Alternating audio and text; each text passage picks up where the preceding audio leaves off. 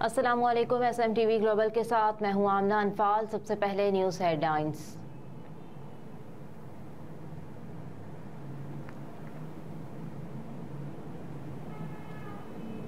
बिजली चोरी ऑपरेशन, बिजली की तकसीम कार कंपनियों में FIA अफसरान तैनात। विफाकी तहकीकाती इदारे के 3 अफसरान की तैनातियों का नोटिफिकेशन भी जारी कर दिया गया, जिसके मुताबिक पेस्को, सेप्को और हेस्को में इन अफसरान को तैनात किया गया है। नोटिफिकेशन के मुताबिक FIA के डिप्टी डायरेक्टर सादुल्ला खान को पेस्को, डिप्टी डायरेक्टर सूफी अब्दुल हफीज चाचड़ को सेप्को और एक्टिंग डायरेक्टर मुजम्मिल अहमद जतोई को हेस्को में तैनात किया गया है। नोटिफिकेशन में कहा गया कि FIA अफसरान बिजली चोरी रोकने और रिकवरी बढ़ाने में मदद करेंगे। ये अफसरान बिजली कंपनियों में मुलाजमीन और बिजली चोरों का गठजोड़ तोड़ने पर भी काम करेंगे।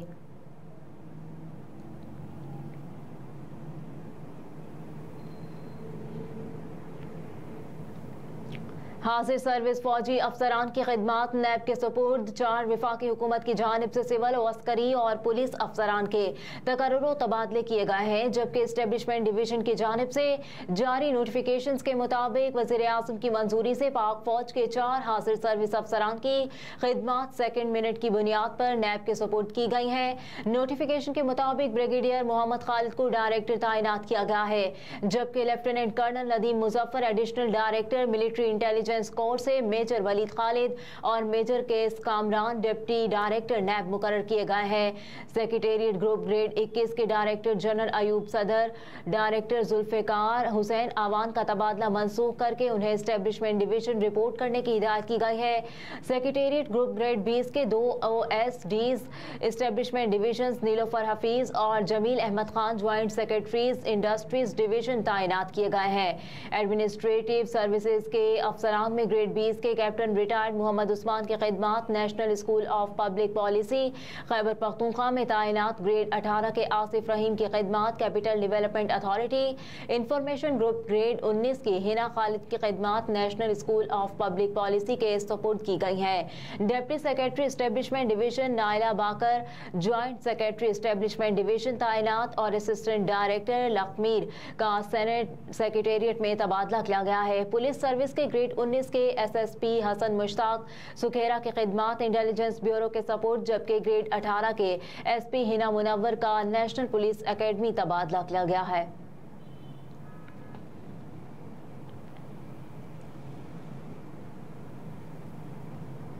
महंगाई से निजात दिलाने में नवाज शरीफ के सिवा सब नाअहल साबित हुए। पाकिस्तान मुस्लिम लीग नून की चीफ ऑर्गेनाइजर मरियम नवाज कहती हैं कि आवाम की खिदमत में सिर्फ नवाज शरीफ अहल करार पाए हैं। महंगाई से निजात दिलाने में नवाज शरीफ के सिवा सब नाअहल साबित हुए। सांगड़ में कारकुनान से वीडियो लिंक के जरिए खिताब करते हुए मरियम नवाज ने कहा कि महंगाई को एक ही शख्स ने खत्म किया और वो नवाज शरीफ है। मजीद बोली कि मईशत तबाह करने वाले, महंगाई लाने वाले और दहशतगर्दी वापस लाने वाले चले गए। मईशत को तरक्की देने वाला, महंगाई से निजात देने वाला, दहशतगर्दी खत्म करने वाला नवाज शरीफ वापस आ रहा है। मरियम नवाज ने कहा कि नवाज शरीफ ही पाकिस्तान की मुआशी शहरत को महफूज बना सकता है। मजीद कहा कि सिंध के अवाम जमहूरियत पसंद है, पंजाब की तरह सिंध को भी तरक्की का तोहफा देंगे।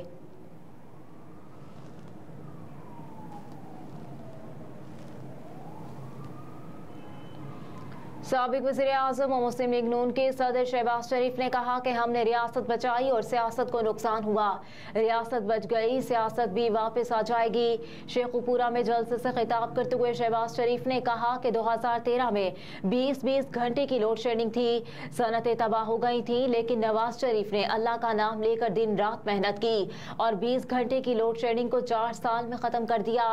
मजीद कहा कि 21 अक्टूबर को आपका भाई बेटा नवाज शरीफ पाकिस्तान रहा है, जहां पर एक झड़लो इलेक्शन के जरिए तरक्की का सफर खत्म किया गया था। नवाज शरीफ की वापसी के बाद वो सफर वहीं से शुरू होगा। मजीद कहा कि हमने रियासत बचाई और सियासत को नुकसान हुआ। रियासत बच गई लेकिन सियासत भी वापस आ जाएगी। रियासत को बचाते बचाते सियासत को नुकसान पहुंचा तो इसकी परवाह नहीं।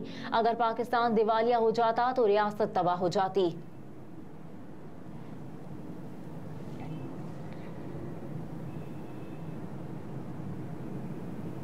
740 अरब मजमूई खसारे के बावजूद PIA का मुलाजमीन के लिए बोनस का ऐलान। 740 अरब रुपए से जायद मजमूई खसारे के बावजूद पाकिस्तान इंटरनेशनल एयरलाइंस ने मामूली कारकर्दगी दिखाने पर मुलाजमीन के लिए बोनस का ऐलान कर दिया। इत्तलाक 1 अक्टूबर 2023 से होगा। कौमी एयरलाइंस की जानिब से जारी एलामिये के मुताबिक बोनस का ऐलान अप्रैल से सितंबर 2023 तक मुस्बत माली निताइज के लिए मुलाजमीन की काविशों को एतराफ में किया गया है। एलामिये में कहा गया कि 1 अप्रैल 2022 से 30 सितंबर 2023 के दौरान नए भर्ती, तरक्की या तनख्वाह में इजाफा पाने वाले मुलाजमीन इस इंक्रीमेंट अहल नहीं होंगे, जबकि अक्टूबर 2023 या इससे कबल कंपनी छोड़ने का नोटिस देने वाले मुलाजमीन भी बोनस के लिए अहल तस्वुर नहीं किए जाएंगे। एलामिये के मुताबिक ऐसे मुलाजमीन जिनके खिलाफ तादीबी केस ज़ेरे इल्तवा हैं, वो भी बोनस के अहल नहीं होंगे। बोनस 31 मार्च 2023 की तनख्वाह के 5 से 10% पर मुश्तमिल होगा।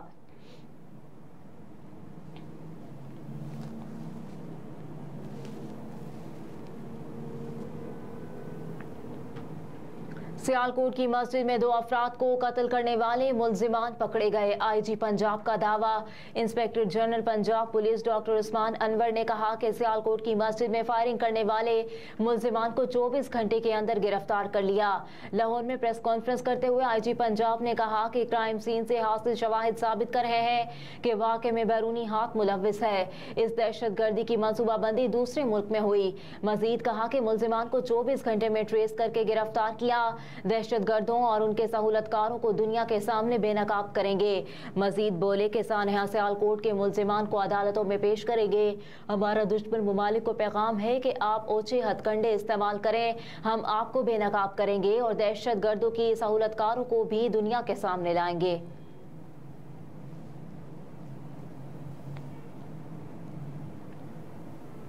SHOs का अगवा हुकूमती रुसवाई का सबब बना। वज़ीर आला की फौरी बाजियाबी की हिदायत। निगरान वज़ीर आला सिंध जस्टिस रिटायर्ड मकबूल बाकिर की ज़ेर सदारत अमन व अमान से मुतालिक इजलास हुआ, जिसमें IG सिंध रिफ़त मुख्तार ने सूबे के 621 थानों के सूरत हाल के बारे में ब्रीफिंग दी।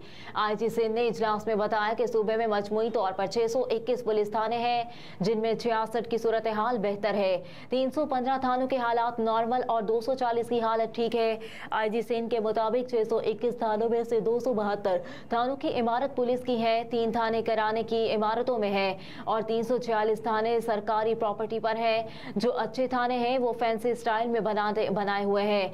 IG सिंध रिफ़त मुख्तार ने मजीद बताया कि रवा साल थानों की मुरम्मत के लिए मजमूई 4758 मिलियन रुपए मुख्तस है।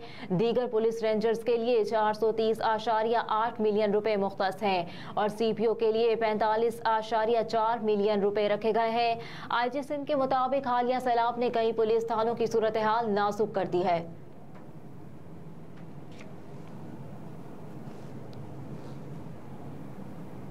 गजा पर इसराइली बर्बरियत रुकवाने के लिए रूस मैदान में आ गया। रूस ने फलस्तीन इसराइल लड़ाई पर अक़वाम मुत्तहिदा की सलामती कौंसिल में करारदाद का मुसव्वदा पेश कर दिया। रूस की जानिब से अक़वाम मुत्तहिदा की 15 रुकनी सलामती कौंसिल के बंद कमरा इजलास में मुसव्वदा पेश किया गया। रूस की जानिब से पेश किए गए मुसव्वदे में मुतालबा किया गया कि इंसानी बुनियादों पर जंगबंदी की जाए, शहरियों पर तशद्दुद और हर किस्म की दहशत गर्दी की मजम्मत की जाए। एक सफ़े पर मुश्तमिल मुसव्वदे में यरगमालियों की रिहाई का भी मुतालबा किया गया है और इंसानी बुनियादों पर इमदाद की फराहमी और शहरियों के महफूज इनखला को यकीनी बनाने की ज़रूरत पर जोर दिया गया।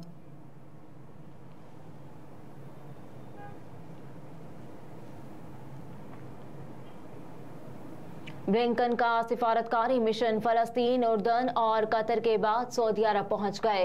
अमरीकी वज़ीर ख़ारजा के साथ प्रेस कॉन्फ्रेंस करते हुए कतर के वज़ीर आज़म ने खबरदार किया कि इसराइल गजा कशीदगी का दायरा वसी होने के इंतहाई संगीन नताइज बरामद होंगे। प्रेस कॉन्फ्रेंस के दौरान अमरीकी वज़ीर ख़ारजा ने कहा कि आम शहरियों को बराह रास्त निशाना नहीं बनाना चाहिए। हमास के कब्जे में यरगमालियों की बाहिफाजत रिहाई के लिए कतरी कोशिशों को सराहते हैं। उधर रूसी सदर व्लादिमीर पुतिन ने भी इसराइल की जानिब से गजा के मुहासरे को नाकाबिले कबूल करार दे दिया। दूसरी जानिब सऊदी अरब ने इसराइल की जानिब से सिविलियन आबादी को निशाना बनाने की मजम्मत करते हुए गजा से फलस्तीनियों के जबरी इनखला को मुस्तरद कर दिया। सऊदी वज़ीर ख़ारजा फैसल बिन फरहान ने बरतानवी हम मनसब और यूरोपीय यूनियन के आला ओहदेदार को फोन करते हुए कहा कि इसराइल आलमी कवानीन और इंसानी हुकूक की पाबंदी करे।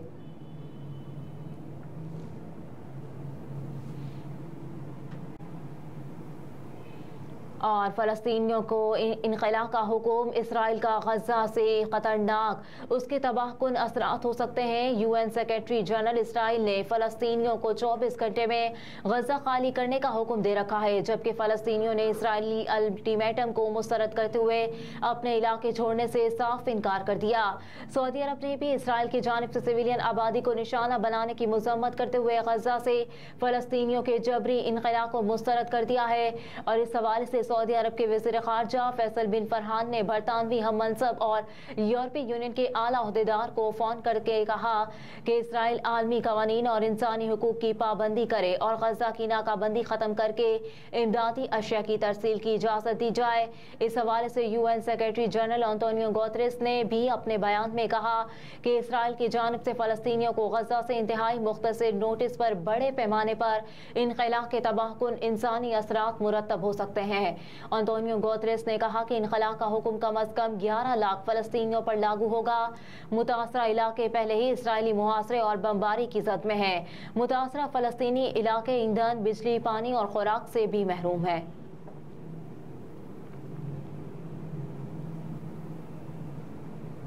हेडलाइंस आप जान चुके। न्यूज़ स्टूडियो से फिल वक्त इतना ही। आप देखते रहिए SMTV ग्लोबल।